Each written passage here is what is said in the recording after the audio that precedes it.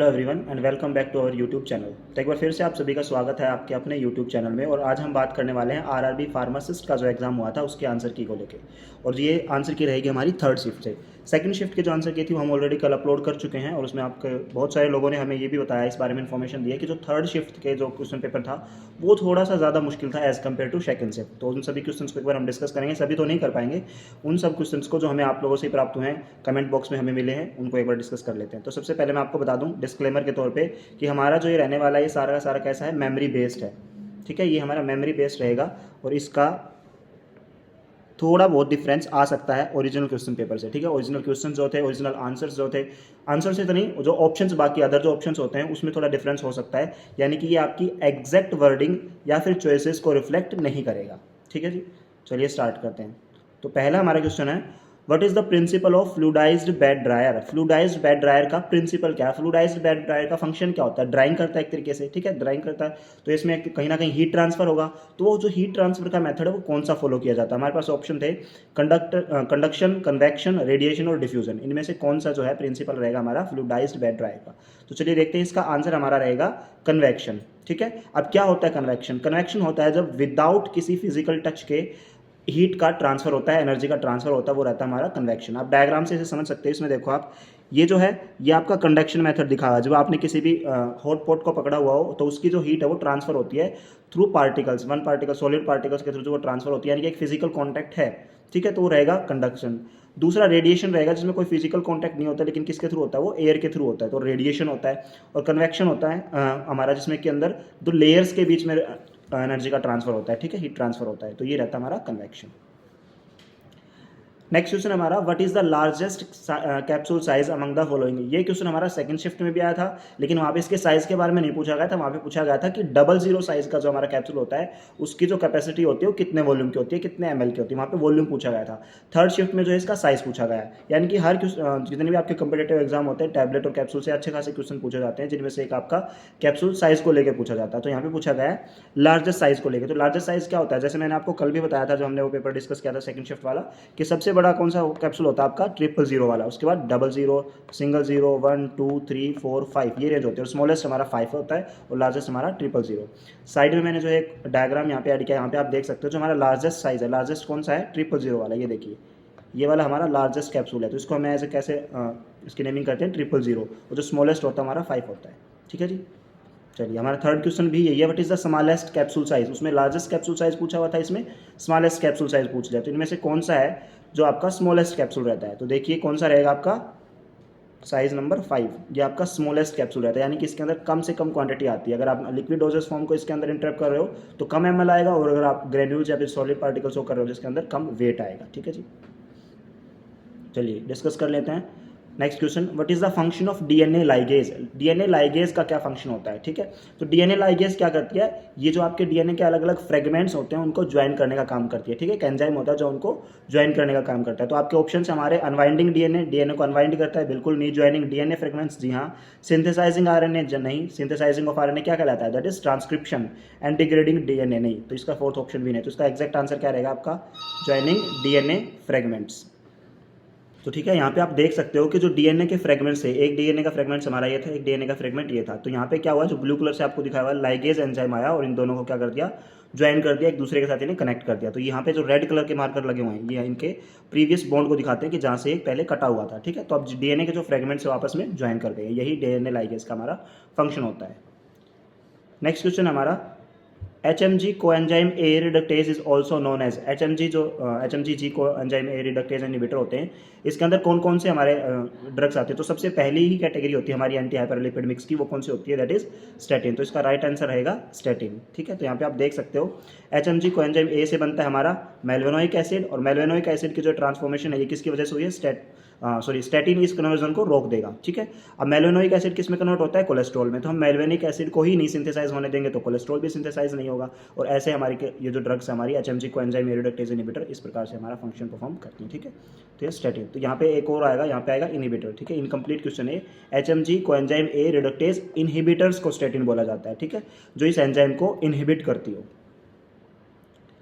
चलिए 6th question, according to GMP sterile products are packed in which grade of area. इनमें से कौन से ग्रेड के एरिया के अंदर जो है हमारे स्टेराइल प्रोडक्ट्स को पैक किया जाता है, ठीक है। तो ये हमें बताना, तो इसमें देखो, इसमें राइट आंसर रहेगा वैसे ग्रेड ए। अब इसको आप कैसे समझ सकते हो, देखो ग्रेड ए के अंदर क्या होता है, जो स्टेरिलाइजेशन है वो हाई लेवल की होती है, यानी कि यहाँ पे कोई भी सेप्सिस नहीं होना चाहिए, किसी प्रकार का ऐसे कोई चांसेस होने नहीं चाहिए कि वहाँ पे जो है कॉन्टामिनेशन हो चुके, ठीक है। तो इसलिए इसको ग्रेड ए में रखा जाता है। ग्रेड बी क्या होता है, जो इसके जस्ट पीछे होता है, यानी कि उसको कॉन्टामिनेशन होने से रोकने के लिए जितने भी स्टेप्स उठाए जाते हैं, जितनी भी टाइप की क्लीनिंग की जाती है, चाहे वो वैक्यूम क्लीनिंग हो या इसके अलावा कोई भी, वो आपके ग्रेड बी में आते हैं। और ग्रेड सी एंड डी में क्या होता है, ग्रेड बी और सी के अंदर होता है आपका प्रीलिमिनरी जितने भी प्रोसीजर होते हैं वो सारे फॉलो किए जाते हैं, ठीक है। तो ए के अंदर क्या होता है, high level of sepsis control किया जाता है, यानी कि वहाँ पे कॉन्टामिनेशन बिल्कुल भी नहीं होना चाहिए।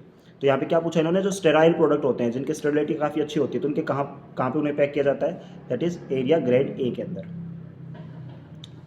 7th क्वेश्चन है आपका, cholestyramine act by which mechanism in anti hyperlipidemic therapy. Anti hyperlipidemic therapy cholesterol level को डिक्रीज करने के लिए, या जितने भी आपके लिपिड प्रोफाइलिंग होती है उनको लेवल को कम करने के लिए कोलेस्ट्रॉलमाइन जो हमारा ड्रग्स होती है, इसका क्या मैकेनिज्म होता है। तो कैसे काम करती है ये बाइंड करती है आपके बाइल एसिड के साथ। अब बाइल एसिड के साथ बाइंड कर लिया तो क्या होगा, देखो बाइल एसिड के साथ जब ये बाइंड करेगी तो बाइल एसिड की कमी होगी, क्योंकि कॉम्प्लेक्स फॉर्मेशन होगी और वो आपका क्या होगा, फिकल मैटर के थ्रू रिमूव हो जाएगा। तो बॉडी के अंदर क्या होगा, बाइल का जो लेवल है वो डिक्रीज हो जाएगा। और बाइल किससे सिंथेसाइज होता है, बाइल का प्रीकर्सर क्या होता है, कोलेस्ट्रॉल। तो कोलेस्ट्रॉल और ज़्यादा आपके बाइल में कन्वर्ट होगा, बाइल की कमी हो गई तो इसलिए कोलेस्ट्रॉल ज़्यादा से ज़्यादा बाइल बनाने की कोशिश करेगा, यानी कोलेस्ट्रॉल का यूज़ ज़्यादा हो रहा है। यूज़ ज़्यादा हो रहा है तो आपकी बॉडी के अंदर कम स्टोर हो पाएगा। तो इस प्रकार से आप जो है कोलेस्ट्रॉल का लेवल कम कर सकते हैं, किसके द्वारा, कोलेस्ट्रामाइन के द्वारा, ठीक है। बाइल एसिड से बाइंड होकर वो रिमूव आपका बॉडी से एक्सक्रीट हो जाता है। तो इसका राइट आंसर रहेगा C, that is bind with bile acids. चलिए नेक्स्ट क्वेश्चन की तरफ बढ़ते हैं।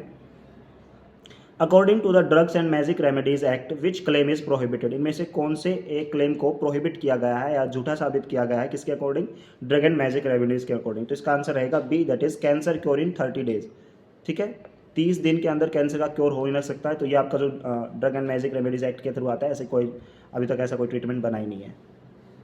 चलिए 9th क्वेश्चन हमारा, which of the following is a monoamine oxidase B inhibitor. इनमें से कौन सा एक माओ बी को इनिबिट करता है। डायरेक्ट आपकी क्लासिफिकेशन से क्वेश्चन पूछा गया तो इसका राइट आंसर रहेगा सेलेजिलिन, ठीक है। सेलेजिलिन माओ बी इनिबिटर का काम करता है। माओ क्या करता है, मोनोअमीन ऑक्सीडेज क्या कराता है, मेटाबॉलिज्म कराता है, किसका, मोनोअमीन्स का। जितने भी आपके ये रहते हैं ना, नोरेपिनेफ्रिन या एपिनेफ्रिन, डोपामीन, इन सब का क्या कराता है, ये मेटाबॉलिज्म कराता है। तो माओ इनिबिटर क्या करेंगे, उसके मेटाबॉलिज्म को रोकते हैं, ठीक है। तो इसका एग्जाम्पल आपका सेलेजिलिन।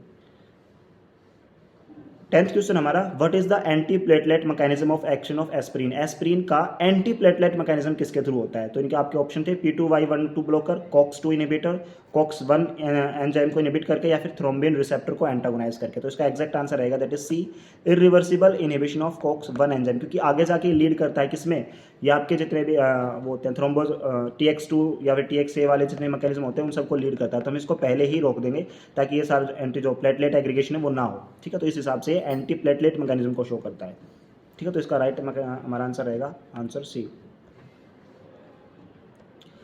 Question number 11, which of the following is a parenteral anticoagulant. इनमें से कौन सा एक पेरेंट्रल का एग्जांपल है जो कि एंटीकोगुलेंट है। तो इसका भी ये भी क्लासिफिकेशन से पूछा गया आपका question. Answer A, that is low molecular weight heparin, LMWH। Question number 12, permethrin is used for the treatment of. Permethrin जो ड्रग है वो आपकी किसके ट्रीटमेंट में यूज की जाती है। तो इसका आंसर रहेगा आपका स्कैबीज। स्कैबीज के ट्रीटमेंट में आपकी यूज की जाती है परमेथ्रिन। 5% परमेथ्रिन यूज की जाती है, आपको ओवरनाइट लगाने के लिए दी जाती है क्रीम की फॉर्मेशन में अगर वो है तो, ठीक है। उसके बाद आपको जल्दी सुबह उठ के नहाना होता है, और गर्म, आपने सुना भी होगा कि गर्म पानी से नहाना जरूरी होता है। क्यों जरूरी होता है, क्योंकि स्कैबीज के अंदर क्या होता है, इसके जो एग लेइंग होती है स्किन के अंडर होती है, और उन्हें जो है किल करने के लिए, उन्हें बॉडी से रिमूव करने के लिए आपको गर्म पानी की जरूरत पड़ती है, उस टेम्परेचर की जरूरत पड़ती है, ठीक है। और इसका कुछ ऐसा देखो, इस फोटो में आप देख सकते हो कुछ ऐसा होता है इसका स्ट्रक्चर, या फिर जो भी कहो आप, एग लेइंग के बाद ही कुछ ऐसा हमारी बॉडी के ऊपर फॉर्मेशन हो जाती है। ये आपके स्कैबीज को रिप्रेजेंट कर रहा है। Question number 13, installation qualification of new equipment is approved by. Installation qualification किसके द्वारा अप्रूव की जाती है। तो इसका आंसर रहेगा आपका that is quality assurance department. Quality assurance का जो डिपार्टमेंट है वही एश्योर करता है कि इंस्टॉलेशन जो आपके प्रोडक्ट की या आपके इक्विपमेंट की सही तरीके से हुई है या नहीं है, ठीक है। तो राइट आंसर रहेगा इसका 13 का सी।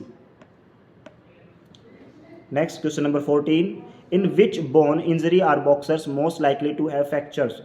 देखो बॉक्सर फ्रैक्चर्स के नाम से अगर आपने सुना होगा तो ये कहाँ पे होते हैं, मेटाकार्पल्स में होते हैं, जो आपके जो ये फिंगर होती है, फिंगर का जो आपके हथेली के साथ जो ज्वाइन करती है जो बोन, वहाँ पे अगर फ्रैक्चर हो जाए उस फ्रैक्चर को बोला जाता है बॉक्सर फ्रैक्चर। ठीक है, इस इमेज के अंदर आप अच्छे से इसको देख सकते हैं, मैं जूम करके आपको दिखाता हूँ। तो ये जो फ्रैक्चर है जो फिफ्थ आपकी मेटाकार्पल है, ठीक है, वहाँ पे अगर फ्रैक्चर हो जाए तो उसे क्या बोलते हैं हम, बॉक्सर्स फ्रैक्चर बोलते हैं। तो इसका राइट आंसर रहेगा option C, that is metacarpal. Next है हमारा 15th question, which of the following is a feature of nucleus, इनमें से कौन सा एक न्यूक्लियस का फीचर है। हैज सिंगल मेम्ब्रेन, नहीं, डबल मेम्ब्रेन होता है। Has pores in its membrane, चलो देखते हैं ये भी। कंटेन्स माइटोकॉन्ड्रिया, नहीं, माइटोकॉन्ड्रिया न्यूक्लियस के अंदर नहीं साइटोप्लाज्म में प्रेजेंट होता है, यानी कि न्यूक्लियस के बाहर प्रेजेंट होता है, तो ये भी नहीं रहेगा। Directly produce ATP, ATP production जो है आपका माइटोकॉन्ड्रिया का काम होता है प्रोड्यूस करना, न्यूक्लियस का नहीं। तो अब बचा क्या हमारा, ऑप्शन बी, यानी कि बाकी तीन ऑप्शंस को हम रिमूव करके अपना फाइनल आंसर ढूंढ सकते हैं। तो ऑप्शन बी एक ऐसा है जिसपे हम श्योर नहीं है, मतलब कि बाकी तीनों पे तो श्योर है ना कि ये तो नहीं है। ठीक है, तो इसका क्या रहेगा, has pore in its membrane. वैसे भी न्यूक्लियस और साइटोप्लाज्म के बीच में जो एक्सचेंज होता है किसी भी कंपोनेंट का, वो किसके थ्रू होता है, न्यूक्लियर पोर के थ्रू ही होता है। ठीक है, तो जो स्टेटमेंट बी है वो आपकी राइट रहने वाली है, सही है। तो the answer is option B. 16th question है हमारा, anaphylaxis is an example of which type of hypersensitivity reaction. Anaphylaxis इसमें से किस प्रकार का जो है हाइपर सेंसिटिविटी का रिएक्शन का एक टाइप है। तो ये आपने पढ़ा हुआ फार्माकोविजिलेंस के अंदर भी, फार्माकोलॉजी के अंदर भी और फार्मेसी प्रैक्टिस में भी इसको पढ़ाया जाता है, जहाँ पे आप एडवर्स ड्रग रिएक्शंस को पढ़ते हैं। तो इसका डायरेक्ट आंसर रहेगा क्या, टाइप ए। ठीक है, या फिर उनको टाइप 1 इसका एनाफाइलेक्सिस का ही टाइप होता है। एनाफाइलेक्सिस में क्या होता है, सीवियर अटैक आता है, सीवियर एलर्जी होती है, और इसके अंदर क्या हो सकता है, आपकी ब्रोंकाई के अंदर जब एलर्जी हो जाए, वहाँ पे एडिमा हो जाए, तो आपको सांस लेने में दिक्कत हो सकती है, यानी कि रेस्पिरेटरी डिप्रेशन हो सकता है। इसी वजह से एनाफाइलेक्सिस या एनाफाइलेटिक शॉक के अंदर इंस्टेंट डेथ होने के चांसेस भी होते हैं। ठीक है, आपको ये भी बताया जाता है, हमने भी अपनी जो वीडियो अपलोड की थी फार्माकोलॉजी की 4th सेमेस्टर की, उसमें आप देख सकते हैं, मैंने बताया भी था आपको कि एनाफाइलेक्सिस के लिए फिर कौन सा ट्रीटमेंट दिया जाता है, एड्रेनलिन हम दे सकते हैं। ये क्वेश्चन भी आपका पूछा गया था, एड्रेनलिन दिया जाता है। एम्स फार्मासिस्ट सीआरई का जो भी एग्जाम होता है इसमें क्वेश्चन पूछा गया था, किस रेशो में देते हैं, दैट इज किस डायल्यूशन में देते हैं, यानी कि 1:1000 रेशो की डायल्यूशन में हम एड्रेनलिन देते हैं, किसमें, एनाफाइलेक्सिस में। ठीक है, और या फिर एड्रेनलिन ना देके हम हाइड्रोकोर्टिसोन भी दे सकते हैं। ठीक है, लेकिन यहाँ पे हमें क्या पूछा है कि इनमें से कौन सा टाइप एनाफाइलेक्सिस को रिप्रेजेंट करता है, दैट इज टाइप 1। चलिए नेक्स्ट क्वेश्चन पे चलते हैं, question number 17, an allergic reaction is due to genetic factor is known as. Genetic factor की वजह से होने वाली एलर्जी को क्या कहते हैं, तो उसे हम कहते हैं, दैट इज आंसर इज आइडियोसिनक्रेसी। लेकिन हर जगह आइडियोसिनक्रेसी की डेफिनेशन ये नहीं है, तो अब आप इसमें कंफ्यूज हो सकते हो। तो इसको आप ऐसे ध्यान रखिए कि आइडियोसिनक्रेसी बोला जाता है जब किसी भी ड्रग का एडवर्स ड्रग रिएक्शन आती है तो ज़्यादातर लोगों में ना आके वो एक ग्रुप ऑफ पीपल के अंदर आए, मतलब सेलेक्टिव एरिया के जो लोग हैं, सेलेक्टिव जियोग्राफिकल एरिया के जो लोग हैं, वहाँ पे अगर आती है तो उसे हम क्या बोल सकते हैं, आइडियोसिनक्रेसिस। ठीक है, पहली बात, एडवर्स ड्रग रिएक्शन आपका 1-2 लोगों के अंदर ही आता है, ज़्यादातर लोगों के अंदर नहीं आता। अगर ज़्यादा लोगों में आता है तो मतलब दैट इज वो ड्रग की कोई ना कोई प्रॉब्लम है। और लेकिन वही किसी सिलेक्टिव एरिया के अंदर आता है, ठीक है, वहाँ की जियोग्राफी, वहाँ का सराउंडिंग्स, वहाँ का इन्वायरमेंट उसे अफेक्ट कर रहा है, तो उसे हम बोलते हैं आइडियोसिनक्रेसी। जेनेटिक फैक्टर्स की वजह से भी हो सकता है। ठीक है, तो इसका राइट आंसर रहेगा idiosyncrasy. Question number 18, the name given to the drug by manufacturer is known as. जो बनाने वाला है, जो मैन्युफैक्चर करने वाला है जो ड्रग का, ठीक है, उसके द्वारा जो नाम दिया जाता है उसे हम क्या बोलते हैं, दैट इज प्रोप्राइटरी नेम। ठीक है, इसका दूसरा नाम होता है हमारा ब्रांड नेम। ब्रांड नेम और प्रोप्राइटरी नेम एक ही होता है। तो इसका राइट आंसर रहेगा option number B, that is proprietary name. Question number 19, radio immuno assay is done using. तो ये भी डायरेक्ट क्वेश्चन है आपका, रेडियो एक्टिव एंटीबॉडी के थ्रू आपका रेडियो इम्यून एसे किया जाता है। तो राइट आंसर रहेगा हमारा A, that is radio active antibodies.